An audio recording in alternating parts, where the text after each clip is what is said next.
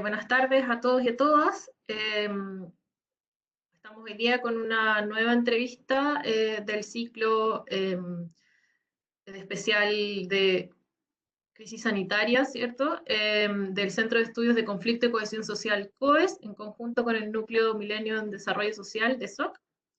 El día de hoy vamos a entrevistar a Jaime Ruiz Tagle, bajo el título Desempleo y crisis sanitaria, las dos caras de la moneda. Jaime Ruiz Tagle es economista, doctor en economía de la Universidad de Cambridge. Actualmente es el director del Departamento de Economía de la Facultad de Economía y Negocios de la Universidad de Chile, académico de la misma facultad e investigador asociado del Núcleo Milenio en Desarrollo Social. Bienvenido, Jaime. Gracias por aceptar la invitación. Muchas gracias por invitarme. Muy entretenido poder conversar y compartir con gente diversa también, no solo economistas. Así es. Comentarte a ti y a todos los que están escuchando que esta entrevista, como las demás, quedan grabadas, ¿cierto? Y luego las difundimos a través del canal de YouTube de COES. Así es que, si es que somos poquitos hoy día, bueno, quizás se hace más fácil la posibilidad de compartir, de hacer preguntas más adelante, que más adelante abrimos el espacio para que en el chat, si alguien quiere hacer alguna pregunta a Jaime, pueda hacerlo. Para partir, quiero hacer una pequeña introducción de lo que ha sido esta última semana, ¿cierto? El gobierno optó, como bien sabemos, incorporar dos criterios metodológicos de acuerdo a las recomendaciones de la Organización Mundial de la Salud para homologar los registros de deceso y nuevos contagios. Y en pocos días entonces pasamos de cifras récords que aumentaron, ¿cierto?, el número de fallecidos diarios y de casos nuevos diarios. Bueno, y por otra parte, la pandemia no solo nos tiene viviendo la mayor crisis sanitaria del último siglo, ¿cierto?, sino que la economía y en general el mercado laboral están sometidos a una presión nunca antes vista. Y en ese sentido, las cifras del INE para el trimestre de febrero-abril, que vimos hace pocos días, ¿cierto?, mostraron una tasa de desempleo nacional entre el 9 y el 9,4% en la región metropolitana. En tanto, los resultados publicados por el Centro de Microdatos para el mes de marzo hablan de una tasa de desocupación del 15,6%. Respecto a esto, Jaime, sobre el primer punto, ¿cierto? Sobre las metodologías, están circulando varias simulaciones, no sé si has podido ver en el último tiempo, sobre la evolución de la pandemia en Chile. Entre ellos, una actualización de un estudio de la Universidad de Washington que estima que en Chile serán casi 12.000 los fallecidos, con un rango que va entre los 40.000, o sea, entre los 4.000, perdón, y más de 31.000 personas. ¿Cómo se construyen estos modelos que hemos ido viendo que se han difundido profundamente en redes sociales y qué nivel de confianza tiene este tipo de modelos? Mira, yo no soy epidemiólogo, pero vengo estudiando epidemiología desde febrero, digamos, cuando ya empezamos a ver el avance de la pandemia. En ese tiempo todavía no era pandemia.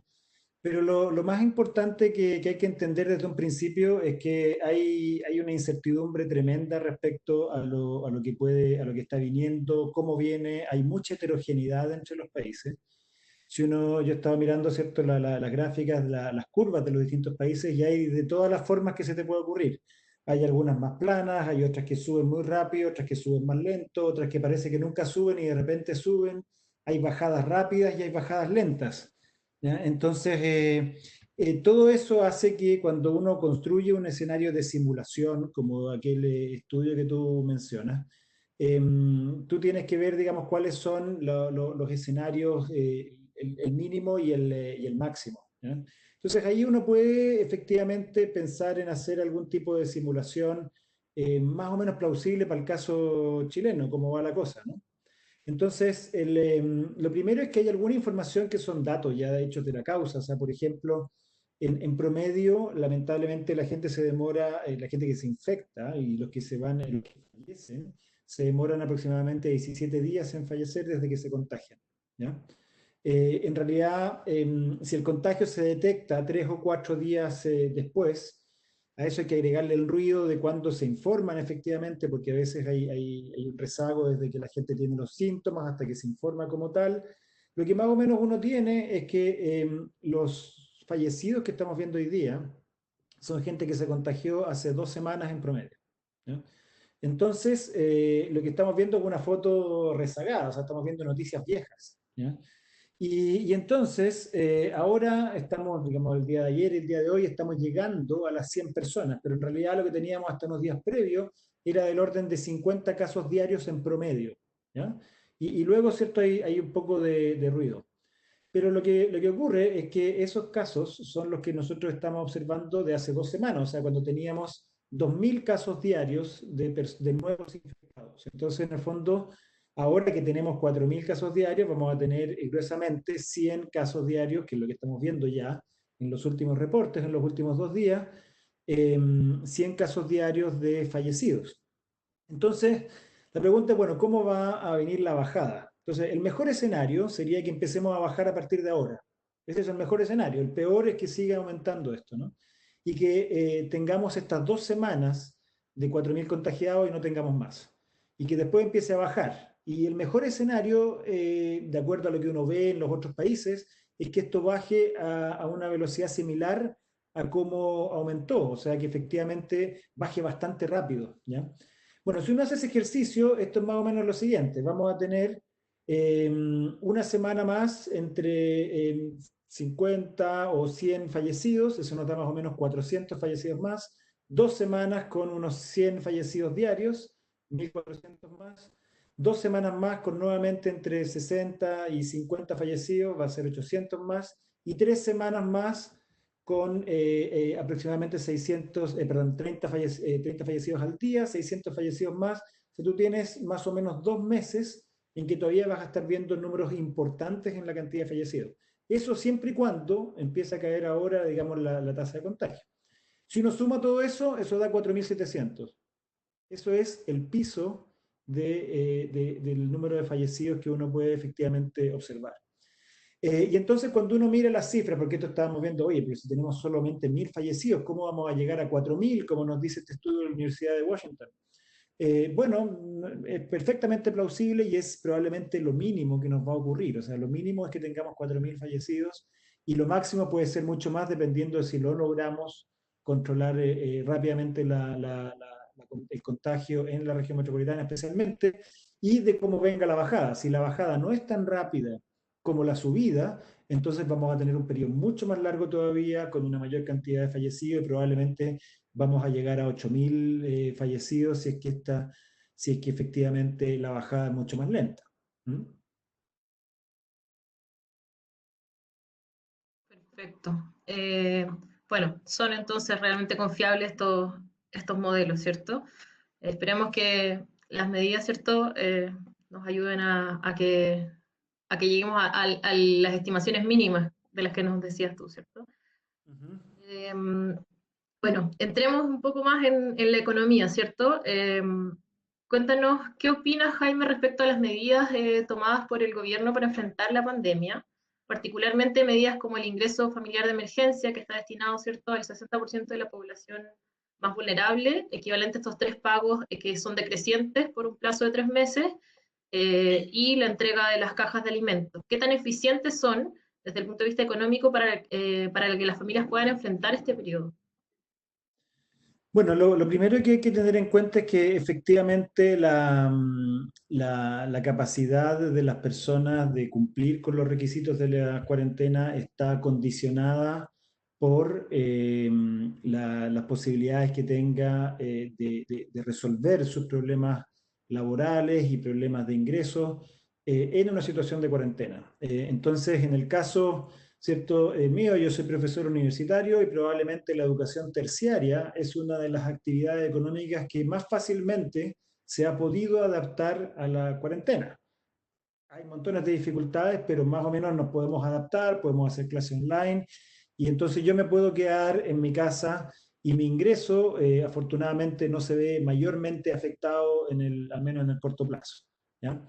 Ahora, el problema es cuando efectivamente la gente tiene que salir a buscar, digamos, trabajo o porque tiene una actividad independiente donde los ingresos bajaron simplemente porque la actividad económica disminuye, o porque lo despidieron o porque despidieron a alguien en su familia. Entonces, a veces tú tienes problemas de que la participación laboral de la gente que sale a buscar trabajo, no necesariamente sale porque perdió el empleo, sino porque alguien en el hogar perdió el empleo.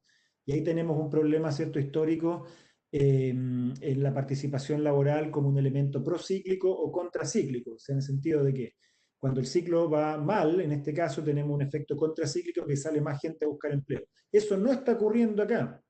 Y por eso las tasas de desempleo todavía no se disparan tanto, porque la tasa de participación laboral ha bajado, porque uno dice, bueno, ¿y a dónde voy a buscar empleo? ¿Y quién me va a contratar? Y es muy difícil, ¿cierto?, encontrar empleo en estas circunstancias y además no puedo salir a buscar empleo, tengo que hacerlo solamente online y eso dificulta mucho las cosas. Entonces, la situación es muy dramática y uno requiere que efectivamente haya una capacidad de las personas de poder quedarse en casa de manera más tranquila. Y en ese sentido, el ingreso familiar de emergencia es una medida muy útil, muy interesante, muy bien diseñada, pero tiene varios problemas. El primero es que partió tarde, partió en mayo, o sea, el primer pago a la gente le llegó en mayo recién, cuando ya llevábamos 2 semanas intensas de cuarentena y le estábamos pidiendo hace ya más de un mes a la gente que se quedara en casa, pero mucha gente no podía simplemente, entonces era mucho más difícil. Y además el diseño de este ingreso de emergencia se hace, digamos, con una gradiente de manera que vaya decreciendo en el tiempo. El problema es que lo que estamos viendo hoy en día es que el periodo en el cual esos ingresos van a ser importantes va a ser más largo que lo que se había pensado inicialmente y necesitamos que la gente tenga cierta seguridad y tranquilidad para no estar en una situación de extrema, digamos, necesidad de ir a generar ingresos. Y eso entonces implica que los montos son montos que están inadecuados para las circunstancias actuales. Hemos visto como en el Gran Santiago la tasa de desempleo es mucho más alta que en el resto del país, por razones obvias. Y estamos viendo también que los índices de actividad económica están mostrando caídas muy altas, incluso por sobre lo que la mayoría de la gente estaba esperando. Y eso, por supuesto, que genera alarma en la gente y hace que la gente dice, bueno, esta cosa viene mal, necesito asegurar ingresos hoy día y en los próximos días, necesito trabajar y es más difícil que la gente pueda cumplir con las cuarentenas. Súmale a eso el problema del diseño urbano y del hacinamiento que tenemos en Chile. En Chile tenemos aproximadamente 12% de los hogares que viven en una situación de hacinamiento. ¿Ya? Hacinamiento significa 2,4 personas por habitación, más de 2,4 personas, o sea, es muy importante. ¿Ya? O sea, imagínate que puede haber un hogar con tres piezas donde pueden estar conviviendo 7, 8 o hasta 9 personas. ¿Ya? Eso es claramente es bastante complicado. Incluso si uno tiene un hogar, digamos, con un indicador más bajo que ese, probablemente vas a tener 20-30% de la población bajo una situación donde es muy difícil controlar a alguien que esté contagiado en la casa. Entonces lo que termina ocurriendo es que se contagia a alguien en el hogar y es muy difícil aislarlo y se contagian toda la gente dentro del hogar. ¿Ya? Y además, como no tienen ingresos, alguien tiene que salir a trabajar y esa entonces persona va a contagiar a otros más allá. Entonces eso hace que todas las medidas de confinamiento hacen que el ambiente en el cual se propaga el virus sea mucho más veloz en la propagación y dificulta mucho más el control de la pandemia. Y el problema entonces es que mientras más se demora el control de la pandemia, más sufre la economía, mientras más sufre la economía, más difícil es mantener la cuarentena, entonces es un círculo vicioso del cual obviamente necesitamos salir rápido para no generar más daño, tanto desde el punto de vista de la salud de las personas como desde el punto de vista de la economía, que de vuelta va a implicar mayor efecto en la salud de las personas y en el bienestar. Sabemos también que el bienestar de la salud mental se ha visto fuertemente afectada en estos días. Debiese entonces quizás el ingreso familiar de emergencia debiese ser más de un monto más alto o no ser decreciente, por ejemplo, como está planificado para los próximos meses. O sea, urge que se extienda en primer lugar. Eso es lo primero que necesitamos para que la gente esté un poco más tranquila. Y ojalá se suban los montos. Ya se discutió en su momento cuando se plantearon los montos que apenas alcanzaban para cubrir las necesidades mínimas de una situación de pobreza. ¿Ya? Y eso obviamente genera un estrés muy grande en las familias porque le alcanza para cubrir lo mínima alimentación necesaria para poder subsistir. Entonces, por cierto que es una situación extremadamente compleja y se requiere montos más grandes por más tiempo, de manera de generar una sensación de tranquilidad a la gente, de manera que la gente se pueda quedar en casa. Y si no, entramos en este problema circular del cual nos cuesta más salir. Y eso es lo que afortunadamente muchos actores políticos y economistas han estado, digamos, apoyando en estos días. Me parece que el gobierno debiera tratar de recoger y aplicar eso. Obviamente que implica un endeudamiento por parte del país. O sea, el país va a tener que romper, ocupar todos sus ahorros y probablemente más que sus ahorros para poder resolver esto. ¿Ya? Pero claramente, si es que no lo hacemos, el problema puede ser todavía peor. Perfecto. Tal como indica el nombre de esta entrevista, ¿cierto? El COVID no solo se manifiesta como una crisis sanitaria, ¿cierto? Sino también económica. De acuerdo a los resultados de la última encuesta de empleo del Centro de Microdatos, la tasa de desempleo superó, ¿cierto?, la barrera de los 2 dígitos. ¿Cuánto tiempo crees que podría extenderse esta situación? ¿Tienes el país alguna experiencia en situaciones similares? ¿Cuál sería, por ejemplo, la diferencia con la crisis económica del 82? ¿Hay similitudes con eso? Mira, en el año 82 y hasta mediados del 83 tuvimos una tasa de desempleo en el Gran Santiago que superó el 20%. ¿Ya? Esos son los niveles más altos que hemos visto en Chile con estadísticas relativamente confiables. La verdad es que la situación que ocurría en ese momento es una situación completamente distinta a la que ocurre hoy día. La capacidad productiva del país, o sea, por qué se llegó a lo que se llegó en ese momento, es completamente distinto. Ahí en ese momento teníamos una crisis profunda de todo el sistema económico, del sistema financiero. Hoy día no tenemos ese problema. Lo que tenemos hoy día es un problema asociado a una pandemia. La capacidad productiva del país está. Ahora, el problema es que esa capacidad productiva del país se puede dañar y en la medida que se dañe puede generar un problema mayor en la recuperación. O sea, pues si uno dice, mira, sabes que voy a faltar una semana a la pega, por una semana paramos todo el país una semana, y si volvemos la semana siguiente probablemente no pase mucho, ¿no? Y la economía no se ve afectada en su capacidad de producir y en su capacidad entonces de producir bienes y servicios, por lo tanto ingresos para las personas que trabajan en la producción de bienes y servicios y de esa manera entonces poder tener un nivel de actividad económica que sea razonable para todos. Ahora, hemos visto hoy día, por ejemplo, que en el caso de Estados Unidos, donde si bien no se han levantado las cuarentenas, lo que ellos no tienen una cuarentena tan rígida como las que tenemos nosotros, ni mucho menos, pero sí cayeron mucho los niveles de actividad económica. Llegó el desempleo a 14,7% y todos esperaban que se mantuviese ahí o incluso pudiese aumentar el nivel de desempleo, pero sorprendentemente durante mayo el desempleo disminuyó a 13,3%.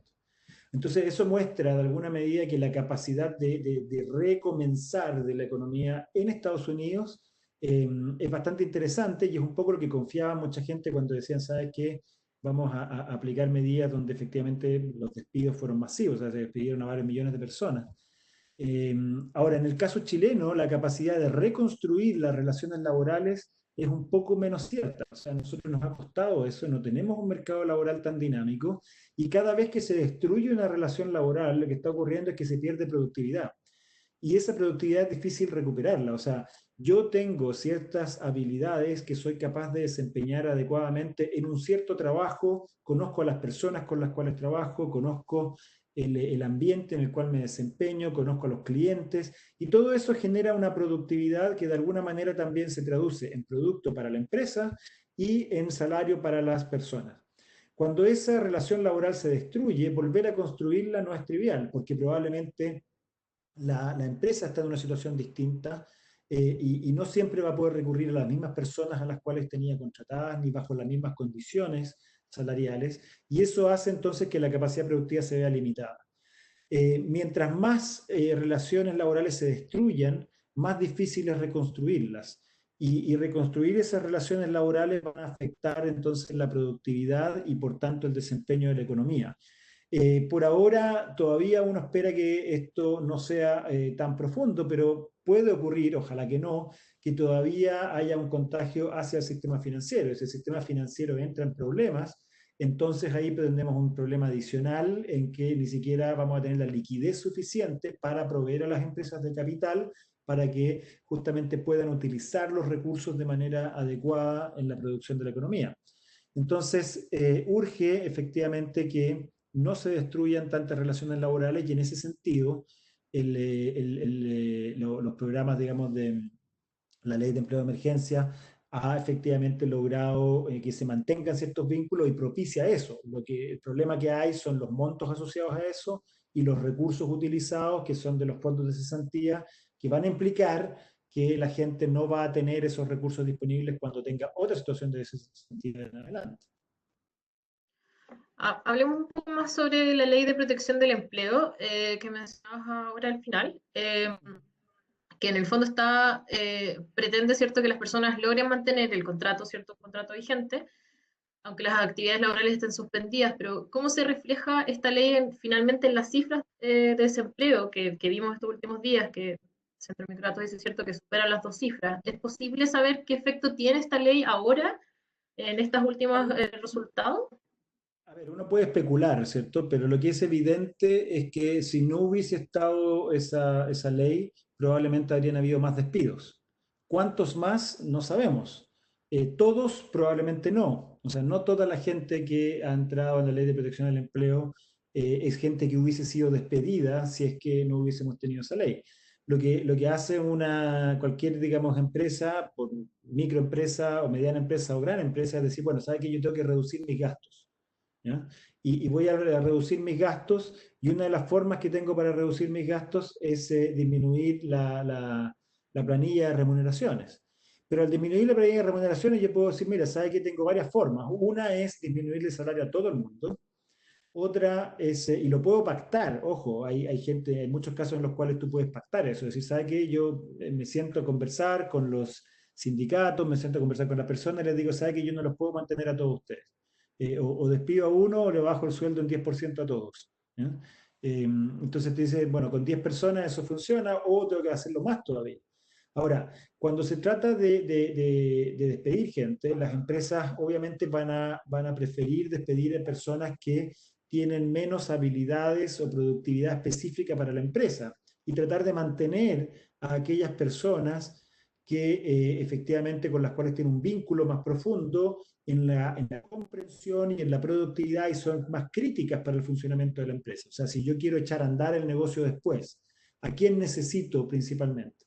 Y ahí hay un sesgo en cuanto a los despidos, que es muy importante desde el punto de vista que se ve reflejado en las tasas de desempleo, en que obviamente el sesgo del desempleo afecta más a las personas que en general son menos productivas, a los más jóvenes, a las personas que no han tenido una continuidad grande en el mercado laboral, donde en esa categoría habitualmente tenemos más presencia de mujeres que de hombres.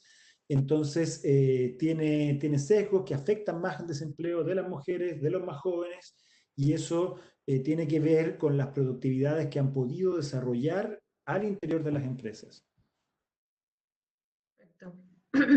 Y en el contexto actual, que obviamente no están las condiciones, ¿cierto? Como tú bien decías, para que las personas salgan a buscar trabajo, porque por 2 razones, ¿cierto? Porque es muy difícil salir del hogar, o la idea es que la gente no salga de su hogar, o porque no hay empleos tampoco disponibles en el mercado.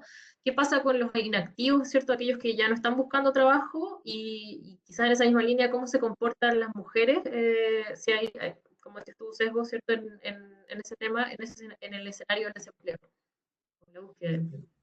Mira, efectivamente, como una de las cosas que se comentaba hoy día no es tan importante mirar la tasa de desempleo como mirar la tasa de ocupación.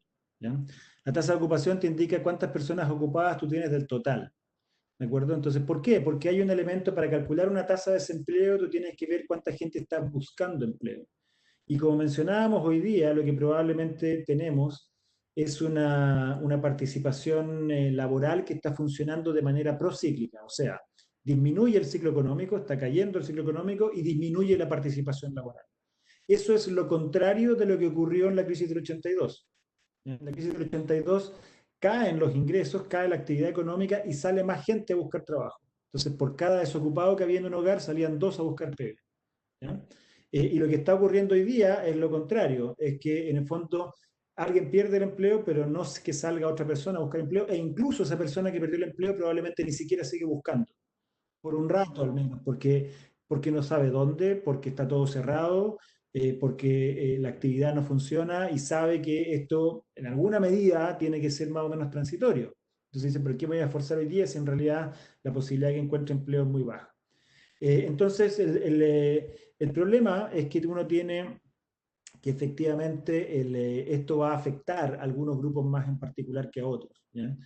Y esto, como mencionábamos, los jóvenes y las mujeres son principalmente los más afectados que han salido y que hemos visto, sus tasas de ocupación han caído más que la de los otros grupos, ¿ya? Entonces, ojo con la tasa de ocupación, que es probablemente el indicador más interesante de mirar en estos días, más que la tasa de desempleo. Por cierto, la tasa de desempleo podría haber sido más alta que en el caso de que no tengamos una ley de protección del empleo como ha habido. Sin embargo, la ley de protección del empleo no garantiza ciertos suficientes ingresos para las personas.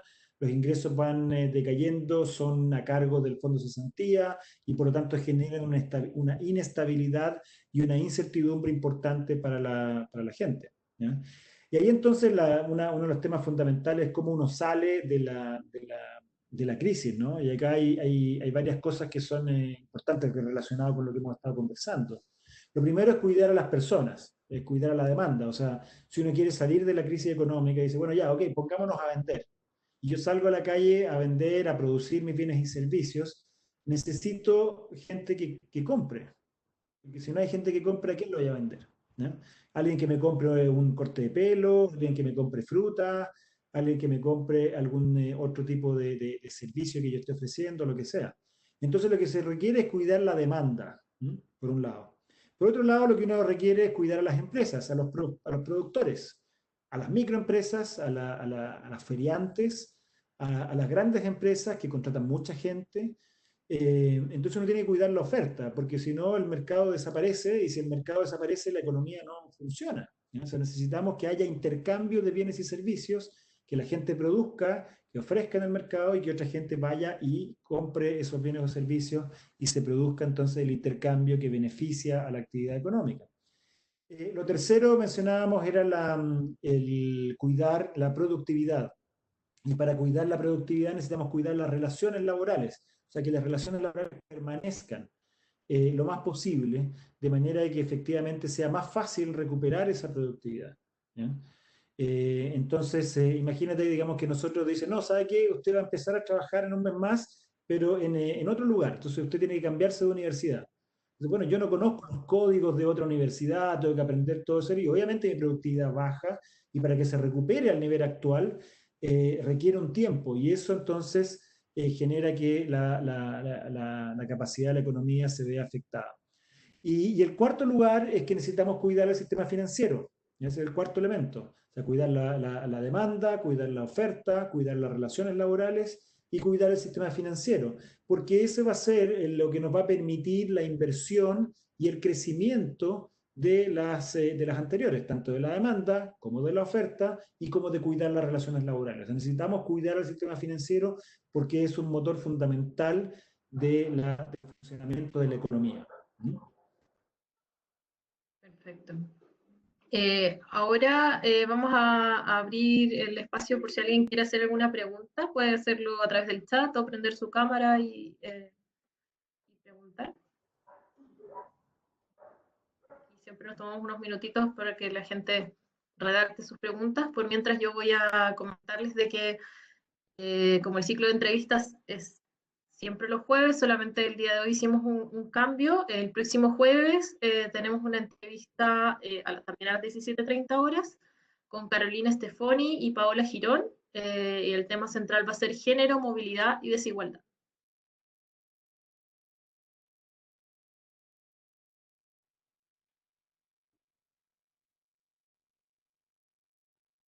Sí, a mí me habían invitado para hacer para hacer la charla el día jueves, pero lamentablemente hago clases los días jueves a las 5 de la tarde. Entonces, ayer tenía a mis alumnos del Magíster de Análisis Económico, estábamos justo en periodo de presentaciones de trabajo y lamentablemente tuvimos que hacerlo hoy día. Posible, no importa.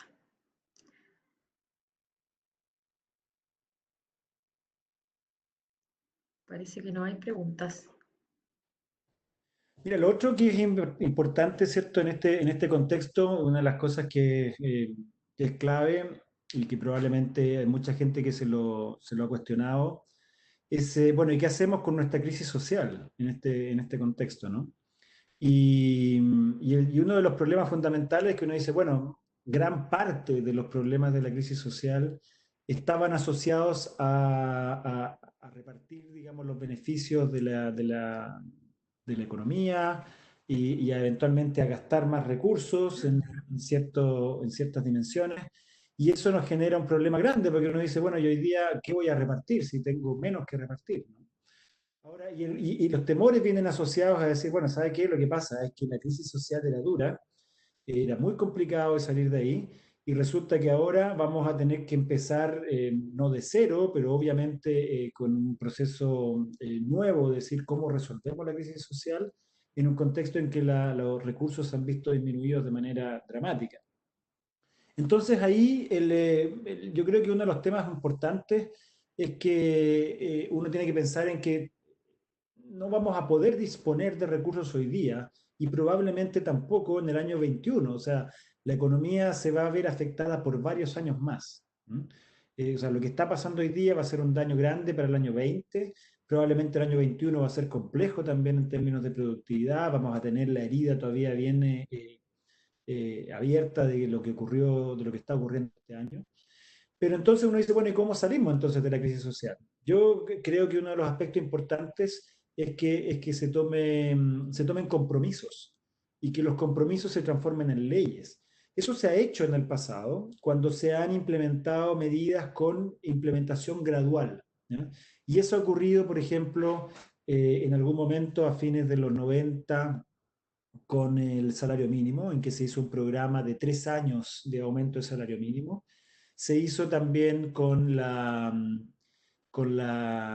reforma de pensiones del año 2009, en que se hace un calendario en que se va implementando y se toma, digamos, alrededor de 4 o 5 años en la implementación total, e incluso algunas medidas, como por ejemplo la cotización de los trabajadores independientes, que debió haber sido implementada en el año 2012, se fue posponiendo hasta incluso hasta ahora. O sea, recién, digamos, el año pasado empezó a implementarse plenamente tal la cotización de los trabajadores independientes. Entonces, eh, tiene que haber cierta creatividad política en el sentido de decir, ¿sabe qué? Yo voy a tomar ciertos compromisos, pero esos compromisos los vamos a implementar con una agenda, ¿ya? Te nombro tres temas, digamos, importantes relacionados con lo que se ha estado discutiendo en estos días. Lo primero, por ejemplo, las tasas de impuestos. Entonces hay gente que dice, ¿sabe qué? Necesitamos aumentar los impuestos. Y otra gente dirá, pero ¿cómo aumentar los impuestos ahora? Porque si aumentamos los impuestos hoy día, va a haber menos recursos en manos de los agentes privados para ahorrar y para invertir, y si no invertimos, la economía no despega. Bueno, está bien, puede ser. ¿Ya? Entonces uno dice, ya, ok, yo puedo esperar, pero firmemos una agenda. Entonces pongamos que hay una gradualidad en los próximos 5 años y los impuestos, la estructura de impuestos va a cambiar a partir del año 21 en un alfa más pequeñito, el año 22 va a cambiar un poco más, el año 23 otro tanto y así sucesivamente. Pero dejémoslo firmado hoy día. ¿Eh? Esas son parte de las cosas que se pueden hacer. Lo mismo, por ejemplo, se ha discutido también, oye, ni hablemos de la reducción de las 44 a las 40 horas. Y uno dice, bueno, pero ojo que eso es una demanda que viene hace mucho rato discutiéndose por la ciudadanía y por los trabajadores, entonces está bien. Puede ser que en términos de productividad uno diga, por supuesto que si uno toma esa medida hoy día, salir de la crisis puede ser más complicado, de la crisis económica me refiero yo, ¿no? Puede ser más complicado, pero uno puede tomar una agenda y de nuevo decir, ¿sabe qué? Vamos a disminuir una hora de 44 a 43 horas el año 22, 2 horas en el año 23 y así hasta llegar a las 40 horas, pero firmémoslo hoy día, tomemos ese compromiso. ¿Mm? Se estaba discutiendo recién, lo propuso incluso el Partido de Renovación Nacional, que se discuta qué vamos a hacer con las personas que tienen la deuda del CAE, ¿cierto? El préstamo con aval del Estado, que están todavía muy endeudados y uno dice, bueno, pero ¿cómo voy a gastar recursos? ¿Cómo voy a obtener recursos? ¿De dónde los voy a sacar? nuevamente, pongamos la agenda y pongamos primero demos señales de un compromiso con las demandas sociales, eso es lo fundamental, dar señales. Y lo segundo es poner algún compromiso sobre el papel y decir, ¿sabe qué? Yo estoy de acuerdo, empatizo con este tipo de problemas, voy a buscar una solución. Hoy día tenemos una situación económica muy compleja, el Estado tiene muy pocos recursos, entonces vamos a ir aumentando esos recursos que va a utilizar el Estado en los próximos años. Hoy día voy a partir con algo y voy a ir aumentándolo consecutivamente en el tiempo. Y yo creo que ese tipo de medidas, si hay voluntad política, se pueden resolver y pueden favorecerla, tanto, digamos, compatibilizar la recuperación económica con una solución de los problemas profundos de la crisis social. Agenda entonces a corto plazo para la crisis económica por la crisis sanitaria, ¿cierto? Y señales de una agenda a largo plazo más estructural, quizás como para enfrentar la crisis social. Pero señales con compromisos transformados en leyes. O sea, no basta con que los compromisos sean, sí, lo vamos a hacer, no, tiene que haber, digamos, una ley firmada y la ley puede entrar, digamos, con un plazo de implementación que incluso tú puedes ir más allá. Se puede establecer, por ejemplo, ciertos parámetros de actividad económica mínimos. Por ejemplo, tú puedes decir, ¿sabe qué? Si la actividad económica del año 21 no llega a cierto nivel, tú dices, bueno, voy a posponer un año más la entrada en vigencia de cierto tipo de acciones que implican recursos adicionales por parte del Estado porque no los va a tener disponibles. ¿Ya? Entonces, ese tipo de medidas se puede hacer y hay países en los cuales se implementan medidas habitualmente relacionadas de esa manera. ¿Ya? Entonces, no es tan loco pensar en que se pueden tomar compromisos formales transformados en leyes que puedan efectivamente contribuir fuertemente a reducir la presión social que hay por las demandas legítimas de las personas. ¿Y tú crees que esos compromisos de manera progresiva en los próximos años serían suficientes como para calmar esta crisis social que hoy día está un poco como, creemos, ¿cierto? En stand-by pensando por la crisis sanitaria, quizá. Mira, yo no soy político, entonces no sé cómo calibrar efectivamente la demanda de las personas y si esto puede resolver los problemas o no. Pero hoy día uno escucha voces fuertes de que dicen, ¿sabe qué? No podemos gastar un peso más, no se puede avanzar en la resolución de la crisis sanitaria, perdón, de la crisis económica, de la crisis social, porque tenemos la economía muy deprimida. Mi respuesta como economista es, bueno, ponga una agenda, firme hoy día, y eso obviamente va a bajar la presión y comprométase a que cuando la economía mejore, esto sí se va a resolver. Porque si no, lo que podemos tener es un problema triple, digamos, ¿cierto? En que tenemos el problema de salud, el problema de la economía, y resulta que además tenemos el despelote de nuestra sociedad porque no somos capaces de ponernos de acuerdo en cómo resolver nuestros problemas. Y eso puede ser aún más fatal en resolver, digamos, nuestra crisis económica, porque va a tener, ya lo vimos el año pasado, la economía se vio fuertemente afectada por la crisis social. Así es. Bueno, Jaime, te agradezco por tu tiempo, por habernos entregado, ¿cierto?, una visión desde el punto de vista del empleo, ¿cierto?, y lo que está pasando con esta crisis sanitaria que ha mermado también, ¿cierto?, la economía en el país.